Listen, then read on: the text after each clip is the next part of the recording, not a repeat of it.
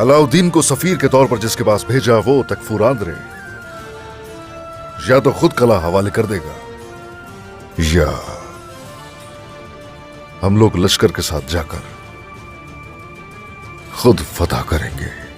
जिस जंग में इंसाफ ना हो वो जंग कभी खत्म नहीं हो सकती, और इसीलिए मैं नहीं चाहता कि इस जंग में किसी बेगुनाह का खून बहे।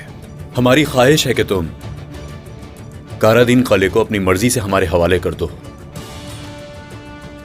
हम चाहते हैं कि इस जंग में किसी बेगुनाह का खून ना बहाया जाए तो बेहतर होगा।